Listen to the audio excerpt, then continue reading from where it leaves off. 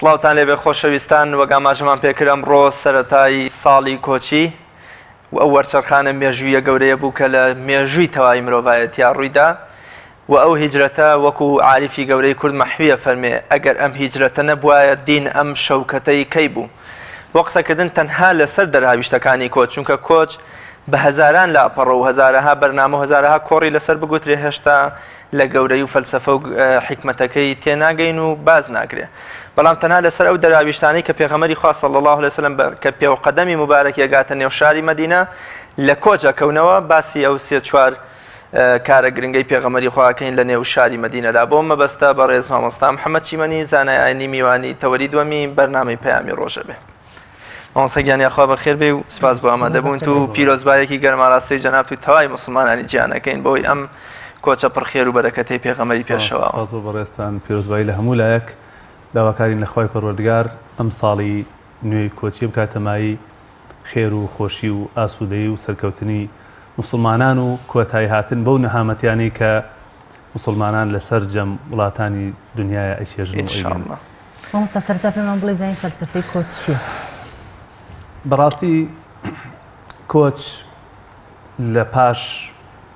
ئازار و میحنەت و ناڕەحەتی و زەحمەتێکی زۆر هات کە بەسەر مسلمانانە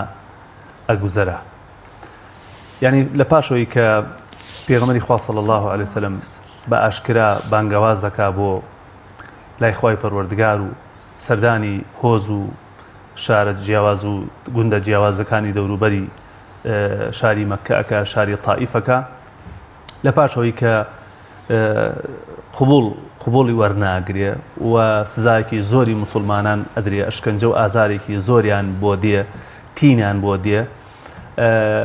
هیچ وەسیلە و هیچ ڕێگەیەک نامێنێ نەیگرنە بەر. لە پاشەوە خوای پەروەردگار مۆڵەتیانەدا کە ئەو بانگەوازە ئەو داوە شوێنێکی تر هەیە کە گونجاوە کە تایە ئەتوانن شەوکەت پێیا بکەن، کە تیا ئەتوانن ببنە کیان، ببنە قەوارە، هەناسەی ئازادی هەڵمژن و بتوانن ممارەسەی شاعیرەکان بە شێوازێکی چاکتر و باشتر جێبەجێ بکەن، ئامادەسازی بکەن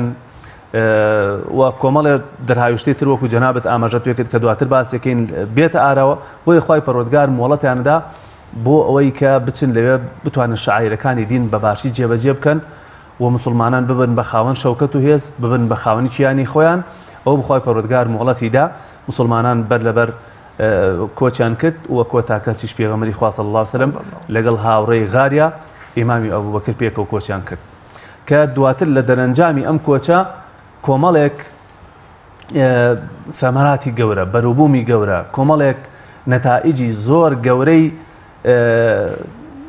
هاتە بەرهەم کە ئەکرێ بڵێن بەڕاستی وەرچەرخانێکی گەورە بوو، مای نەسڕەتێکی گەورە بوو بۆ مسلمانان. بەڵێ لە ڕواڵەتدا جیهێشتنی خاک و وڵات و ڕۆشتن بۆ وڵاتێکی غەریبی و خەڵکێکی غەریب و لە وڵاتێکی غەریب و بۆ شوێنێکی دوور بە نزیکەی 450 کیلۆمەتر دوورکەوتنەوە کە بۆ ئەو کاتە مەسافەیەکی یەکجار زۆر بووە کە خەڵک بە پێ و بە وشتر و بە شتانە ڕۆشتووە. بەڵێ ئەمە لە ڕواڵەتە زۆر ناڕەحەت بووە. هەر بۆیە پێغەمبەری خوا صلی الله علیه وسلم کاتێک کە لە شاری مەککە دەرەچێ بەرەکاتە دواوە فەرمێ ئەی مەککە وەڵڵاهی تۆ خۆشەویستترین پارچە زەویت بەلای خوای پەروەردگارەوە و خۆشەویستترین شوێنی بەلای منەوە. ئەگەر بەهات باە ئەم گەلەی تۆ ئەم خەڵکە منیان بۆ دەرنەنایە لە تۆ لە خاکی تۆ هەرگیز جێم نەئەهێشتی. ئەمە جیهێشتنی وڵات و خاک و وەتەن و زێدی لە دایکبوونی خۆت زۆر زەحمەتە، بەڵام لە پاشی ئەوەوە نەسڕەتی مسلمانانی تایە، عزت و شەوکەتی مسلمانانی تایە. ئەمە ئەکرێ بڵێن مانای تەزحیە و قوربانیدانی تایە. یعنی خەڵکی مسلمان ئەبێت تەزحیە و قوربانی بدا بۆ ئەو دینەی، ئەبێ ئامادە بێت لە پێناو سەلامەتی دینەکەیە سەری ماڵی وڵاتی خاکی هەموو کا بە قوربانی، چونکە پیرۆزترین شت ئەعەز و شەی یعنی بەنرخترین شت لە ژیانی ئینسانە بریتێ لە ئەو دینەی کە لە تاریکی و جەهالەت و نەزانین و دەرێکا بە ڕووناکی. ئەگەر ئەوە کەوتە مەترسی و ئینسانە بێ قوربانی بۆ بات. نەکرد پێغەمبەری خوا صلی الله علیه وسلم و زۆرێ سەحابەکانیش قوربانیاندا بۆی بگەن ئەم عیزەتە، بۆی بگەن ئەم شکۆیە، بۆی بتوانن بە ئاشکرام عیبادەتەکانیان ئەنجام بدەن، بۆی بەسەر بەرزانە سینگ دەرپەڕێنن، بۆی خۆیان بەهێزکەنەوە. بە نمونە سوهەیبی ڕۆمی کاتێک کە ویستی کۆچکە لە شاری مەککەوە بۆ شاری مەدینە بێباوڕەکان پێشیان پێگرت وتیان تۆ کابراایکی سوالکەر و هیچ نەبوو بووی هاتیتە ناو ئێمە ئێستا دەوڵەمەند بووی بە خاوەن پارە هەتوێ ئەو بە ئاسانی و بە سادەیی دەرچی وتی کاکە ئەگەر من هەموو سەرەت و سامانەکەم بم بە ئێوە ڕێگەم بۆ چۆنەڵێ ڕێگەم لێ ناگرن ئەگەر من بچم بۆ شاری مەدینە و بۆ لای پێغەمبەری خوا صلی الله علیه و سلم وتیان نەخێر ماڵ و سەرەت و سامانەکەتمان بەرێت و ئازادی ناونیشانی هەموو سەرەت و سامانەکەی پێدان بۆ ئەوەی کە بگا بە پێغەمبەری خوا صلی الله علیه و سلم بۆ کاتێک کە پێغەمبەری خوا گوێبیستی ئەم قسەیە بۆ فەرمووی ڕەبی حەسوهەیب بەڕاستی قازان زۆر باشە مامۆستا تەمان برایەتی دروستکردن پێش مزگەوت بوو لە نێو مەدینەدا بەڵام لەبەرەوەی کە 2 میل لە دوور مەدینە و لە قوبا پێغەمبەری خوا صلی الله علیه و سلم جمعی بەسەر داهات و لەوێ مزگەوتێکی دروست کرد و نوێژی جمعی بۆ کۆمەڵی لەو مسلمانانە ئەو شوێنە کرد گرنگی مزگەوت وەکو یەکێک لە دەرهاویشتەکانی کۆچی پێغەمبەری خوا و ئەو گرنگی و ئەهمیەتەی کە مزگەوت هەیەی لە کۆمەڵگەی مسلمانانە و لە ئێستەشدا کە ئەمڕۆ سەری ساڵی کۆچی و لە چەند ڕۆژی ڕابردوودا دژایەتێکی زۆری مزگەوت و بوونی مزگەوت و کاریگەری مزگەوت دەکرێت گرنگی مزگەوت چی بوو لە کۆچی پێغەمبەری خوا بۆ وەکو یەکێک لە دەستکەوتەکانی ئەو کۆچە و لە ئێستەشدا چ گرنگێکی بۆ ئێمە هەیە بەڵێ یەکەم کاری پێغەمبەری خوا صلی الله علیه و سلم کاتێک ئەچێتە شاری مەدینەی درەوشاوە بریتی بوو لە دروستکردنی مزگەوت ئەمە وەکو عەرەبە لە ئین دەل عەلا شەی ئەگەر دەلاتکە لەسەر یەک شتێک دەلاتەکە لەسەر گرنگی و بایەخی مزگەوت هەڵبەتە ئێستا ڕۆڵی مزگەوت بەداخەوە زۆر تەحجیم کراوە زۆر کوت کراوەتەوە لە ئەنجامدانی نوێژی جومعە و جەماعەتەکان و تەواو بەڵام پێغەمبەری خوا صلی الله علیه و سلم مزگەوتێکی دروست کرد بۆ ئەوەی یەکەم مسلمانان لەوای یەکتری ببینەوە تیا کۆب بنەوە لە جیاتیەوەی لە بازاڕەکان و لە شوێنەکان و لە ملاولۆلا و لە دعواتەکان یەکتری ببینەوە لە ناو مزگەوتا یەکتری ببینەوە لە ناو مزگەوتەوە ئەکرا پێغەمبەری خوا صلی الله علیه و سلم پێشوازی لە ئەو خەڵکانە بکا کە دێن بۆ لای لە ئەو وەفد لە ئەو خەڵکانەی ئەو شاندانەی کە لە وڵاتانی ترەوە دێن لە شوێنانی ترەوە دێن پێشوازیان لێ بکە ئەکرا لەوێ مزگەوت کرایە شوێنی مەشوەرەت و پرت و ڕاوێشکردن سەبارەت بە ئیشوکاری جەنگ و سەبارەت بە ئەسیرەکان و چۆنێتی داڕشتنی پلان بۆ داهاتوو مزگەوت ئەکرا بە شوێنێک بۆ حەوانەوەی خەڵکی فەقیر و هەژار و ئەوانەی کە دەرامەتیان نەبوو شوێنیان نەبوو خۆ شاری مەدینە نە ئوتێلی تایە و نە خەڵکەکەی وەکو پێویستدەوڵەمەند بوون مزگەوت بووە مەوا بۆ خەڵکێکی زۆر کە تایە بمێننەوە مزگەوت بۆ شوێنێک بۆی لەوێوە خەڵک بە ئاشکرا بەسەر بەرزانە بڕوا ممارەسەی ئەو توقوس و ئەو عیبادەتانە بکا کە خۆی پەروەردگار لەسەری پێویست کردووە مزگەوت بەڕاستی ڕۆڵی زۆر زۆرە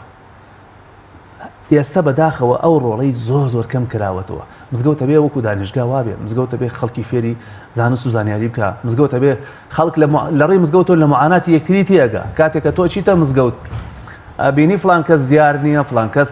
کەم و کوڕی هەیە فلان کەس نەبوونە فلان کەس نەخۆشە بەسەریەکەیتەوە یعنی هەر لە ڕێگەی مزگەوتەوە پێغەمبەری خوا صلی الله علیه و سلم ئەگەر سەحابەی دیار نەبووە کەس دیار نەبووە هەواڵی ئەپرسی بۆیە بەڕاستی پێغەمبەری خوا صلی الله علیه و سلم باش دەرکی بەم ضرورەتی مزگەوت کردبوو شوێنێک کە مسلمانان کۆ بنەوە ئەمە معنایەکی دوورتریشی هەیە کە ئەسڵ وایە مسلمانان دایما ئاگایان لە حاڵ یەکتری بێ دایما کۆ بن تەبابن شوێنێکە بێ مەقەڕێکە بێ کۆیان بکاتەوە ڕابێشکەن لەگەڵ یەکتریە ڕەئی بگۆڕنەوە پلانی داهاتوو باز بکەن پێشوازی لە خەڵکی تر بکەن خەڵکتیا بەحەسێتەوە یعنی بەڕاستی ئەرک وەزیفەی زۆر گەورەیە بۆیە بینی پێغەمبەری خوا صلی الله علیه و سلم لە ماوەیەکی کەمە نەکرد مزگەوتی قوبا کە یەکەم مزگەوت بۆ خۆی بەدەستی خۆی ئیشی تیا کردووە بەڵکو لە دواتر مزگەوتی ئەوەی کە پێڵێن مزگەوتی پێغەمبەر صلی الله علیه و سلم ئێستا ئەو مزگەوتەیش دروست کرا زۆر باش مامۆستایەکێکی تر لە دەرهاویشتە و دەستکەوتەکانی کۆچ بریتە لە دروستکردنی برایەتیەک کە بەتابەت لەنێوان ئەوس و خەزرەج لەلایەکە شەڕێکی لە مێژینەی 100 ساڵیان هەیە و برایەتی نێوان مهاجیر و ئەنسار واتە تەواوی چین و توێژەکان ئەتوانین بڵێن لە برایەتێکی دنیایش لە نێو دەستورەکەدا کە دوایی باش لە گرنگی و کاریگەری دەستوری شەکەین وەکو یەک لە دەستکەوتەکانی کۆچ توانین بەجۆرە لە جۆرەکان بەڕێوەبردنی وڵاتی داوەتە دەست کۆمەڵی لە چین و توێژە جیاوازە کانی نێو مەدینە برایەتی دروستکردنی پێغەمبەری خوا صلی الله علیه و سلم لە چیوە سەرچاوی گرتووە لە نێوان مسلمانان و ئەوس و خەزرەجیەکانە کاتێک کە پێغەمبەری خوا صلی الله علیه و سلم ڕەوانە ئەکرێ و ئەبێ بە پێغەمبەری عەرەب لە ناوێکا زۆر ناتەبا و ناکۆک بوون و ئەم ناتەباوی جۆریە لەگەڵ یەکتریە ڕەنگە هەندێک کاریگەری لەسەر مسلمانەکانی شێشتا مابوو بێت يعني تصور كعرب جاري واهية تشل صال شر يعني كذول لسر واشتريك وكو مثلا كي العربي عليه أشأم من ناقة بسوس عليه بشو مثلا لو اشتركي بسوس آفرتي أبو واشترك يبوا لسر واشترك عرب تشل صال دو برا بابو آموزاي يكتري ليه يكتري أنكر تشل صال درج من دارتي لبين أنا بقول لسر واشترك يعني معناه كي جورتري تيايا أيش أويك دولة ببيت تبايو ببيت يكبونو يكرزينات برهم بيغمر إخوات صلى الله عليه وسلم آمان جيكي جوريه كدولة دروس بكا ككيانية دروس بكا كقوارية دروس بكا هميان روحيان بسر يكتريه وبيا بيك دست جمعي دفاع لو قوارية بكن لو دولة بكن بويا أم دولتيش بوي توكما بيا بوي بهيز بيا أبي براتي لنيوان أو خلق دروس بكا دفاع لي يكتري بكن بويا جگەلەوەی کە کردیانی بەبرا چەندین دقیقەیە باس لەوە کە مسلمانانە بێ یەکدەست بن پشتیوان یەکتری بن مثل المؤمنين في توادهم وتراحمهم وتعاطفهم كمثل الجسد الواحد تشبيه يعني كد بيك لاشە بۆیە کاتێک کە یەکڕێزی دروستە بێت تەبایی دروستە بێ ئەو کاتە دەوڵەتێکی تۆکمەش دروستە بێ بەڵام ئەگەر ئێمە وەکو ئێستای واقعی میلەتی کورد ئەگەر ئاوا یەکڕێز نەبین ئاوا لە یەکتری بخوێنین ئاوا هەمیشە دابڕا و دوابڕاوین هەرکەس بەلای مەسلحەت و بەرهەوەندی خۆیان ڕای بکێشێ ئاوا نابین بە خاوەنی قەوارە و کیان و دەوڵەتێکی سەر بەخۆی خۆمان ئەوە زۆر مهم بوو پێغەمبەری خوا صلی الله علیه و سلم کەوای کرد لەلایەکەوە زمینە سازی بکا بۆ دروستکردنی دەوڵەتێک لەلایەکی تریشەوە بۆ ئەوەی خەڵکانێکی هەژار کە کەس و کار و ماڵ و سەروەت و سامان و هەموو شتێکیان بەجێهێشتووە بۆی کە جارێکی تر توانای دروستکردنی ژیانیان هەبێ بۆیە کە کردنیشی بە برای یەکتری وتی ئەبێ ماڵەکانتان لەگەڵ یەکتریا بەش بکەن زۆر باشە مامۆستا یەکێکی تر لە کارەکانی پێغەمبەری خوا نووسینی دەستوری یاسایەک بوواتە کۆمەڵگە لە کۆمەڵگەیەکی جەنگەڵی و چەتەیەتی و ڕێگرێتی و دزی و فەرهودیەوە گۆڕی بۆ کۆمەڵگەیەکە دابوو نەریت و یاسا و ڕێسایەکی تێدا بێ هەمووی بە یەک ڕێسا و بە یەک یاسا جوولەکە و مشریک و دووڕوو مسلمانی هەمووی پێکەوە گرێدا کە هەمیان بەرپرسن لە بەڕێوەبردن و ئاسایشی کۆمەڵگەکە ئەمە لە چێوە سەرچاوی گرت بوو کە لە 62 بەندا توانی یاسایەک و دەستورێک بۆ یەکەم جار دابنێ لە مێژووی مسلمانانە ئەویش هەر لە زەمنی ئەو زەمینە سازەیە کە بەڕاستی دەوڵەت و قەوارە و کیانێک پێویستی پێیەتی یعنی ئێستا یعنی یەک تۆز مسلمانان بیر بکەنەوە لە کۆچ و دەراویشتەکانی کۆچ ئەویان بەڕوونی بۆ دەرەکەوێت کە پێغەمبەری خوا صلی الله علیه و سلم چەندێک گرنگی داوە بۆی کە مسلمانان قەواریان هەبێ کیانێکیان هەبێ دەوڵەتێکیان هەبێ شوێنێکی سەربەخۆیان هەبێ بتوان خۆیان حکمی خۆیان بکەن نەکەونە ژێر ڕکێفی زاڵمان و خەڵکانی ترەوە لە دەرەوەی خۆیان هیچ یاسایەکی تر لە دەرەوە حکمیان نەکا بۆیە ئیشی لەسەرەوە کرد کە یاسایەک دانێ کە تەنزیمی شاری مەدینە بکە پایتەختی دەوڵەتی ئیسلامی ئەو کات هەڵبەتە پێغەمبەری خوا صلی الله علیه و سلم باش دەرکی ئەو حەقیقەتەی کردبوو کە ژیان تێکڕای ژیان بە یاسا جوڵێتەوە ژیان هەمیشە پێویستی بە یاسایە خانەوادەیەک لە ناو خۆی ئەگەر پێویستی ئەگەر یاسایی نەبێ شیرازەی تێکەچێ قوتابخانەیەک ئەگەر یاسا و کۆمەڵی بنەمای نەبێت لەسەری ئیش بکە ئەم کەناڵی ئێوە ئەگەر کۆمەڵی یاسا و مەبدە و پرانسیب نەبێت لەسەری کۆ بنەوە ناکرێت ناڕوا بڕێوە پێغەمبەری خوا صلی الله علیه و سلم باش دەرکی ئەو واقعی کردبوو کە مسلمانان پێویستیان بە یاسایەکەیە کە لە ژێریا بتوانن ممارەسەی ژیانی خۆیان بکەن بتوانن ئەگان لە حەق و مافی یەکتری بێت تجاوز نەکەنە سەر مافی یەکتری مالەکە وما عەلەیک خلاصە مسلمانان بزانن چیان بۆ هەیە و چیش واجبە لەسەریان کە جێبەجێی بکەن بۆیە بوونی ئەو یاسا ئەمجا مەدینە غیری مسلمانیشی تیا بوو ئەی باشە مسلمانان چۆن تەعامولکەن لەگەڵ ئەم غیرە مسلمانانەیە لەگەڵ ئەو جوولەکانی کە لە شاری مەدینە هەبوون خۆ ئیسلام بە زۆر ناسەپێنرێ بەسەر خەڵکیە بۆیە بڕێ مادەیشی تایە کە هەر ڕەبتی بە ئەو خەڵکانەوەیە کە غیری مسلمانن چۆن مامەڵیان لەگەڵا بکرێت چۆن دەستدرێژی نەکرێتە سەر حەق و مافیان لەبەرەوە لەو سۆنگەوە بەڕاستی شاری مەدینە کە بینای دەوڵەتێکی تیاکرا ضرور بوو دەستورێک بنووسرێتەوە بۆی مسلمانان بەچاوڕوو زۆر باشە مامۆستایان زۆر بە کورتی کۆتا پرسیارم گەوەڵام بدەیتەوە لەبارەی ئەمڕۆ 1441 ساڵ تێپەڕێ بەسەرەوە کۆچەدا بیرکردنەوە و یادکردنەوە و قسەکردن و باسکردن لەم کۆچە و چ گرنگی و بایەخێکی بۆ ئێمەی مسلمان هەیە دوای تێپەڕبوونی 1441 ساڵ بەسەرەوە مێژوەدا وڵای بەنسبەت مسلمانانەوە ئەمە حەدەسێکی زۆر گەورەیە بەڵام بەداخەوە و لە ئاستی پێویستە احتیمامی پێ نەدراوە بەڕاستی مقصرین لە بەرزدڵاگرتنی ئەم ڕۆژە یعنی ئێمە بەهۆی ئەو هەموو ڕۆژە ژیانیانەی کە هەیە بەهۆی ئەو هەموو مناسبەتە جۆرا جۆرانەی کە هەیە بەڕاستی مسلمانان بێ ئاگان لە مێژووی خۆیان ئەمە توراسی ئێمەیە ئەمە مێژووی ئێمەیە ئەمە شکۆ و عیزەتی ئێمەیە بەهۆی ئەم ڕۆژەوە خوا دینی بە عیزەت کرد دین گەیشتە ئێمە دین سەربەرز بوو مسلمانان بوون بە خاوەنی قەوارەوکیانی خۆیان مسلمانان لە چەوسانەوە و لە دەربەدەرەی و نەهامەتی ڕزگاریان بوو بەڕاستی ئەبێ احتیمامی بدرێتێ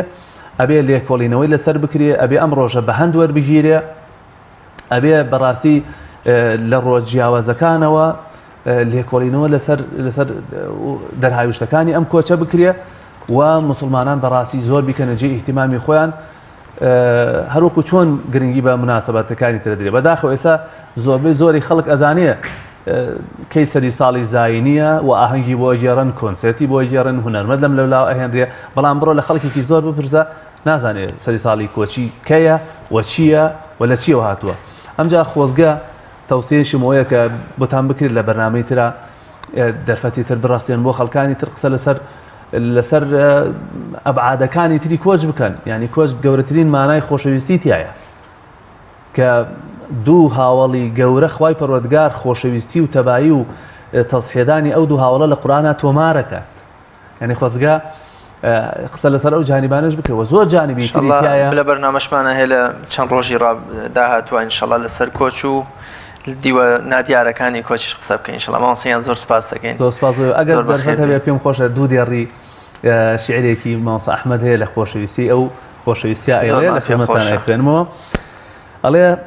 دڵێ بۆ دڵت یعنی دڵێک بۆ دڵی تۆ بە دڵ ژانی بێت یعنی بە دڵ هەز بە ئازار بکات دڵێ بۆ دڵت بە دڵ ژانی بێت هەزار جار دڵم بە قوربانی بێت کێ گڕی حبت یعنی گڕی خۆشەویستی تۆ بەر بێتە گیانی ڕۆح و گیان ئەەکەم باڵاگەردانی خوا جوانە زۆر سپاس خی گەورە لێت ڕازی بێ و زۆریش بەخێر مامۆستا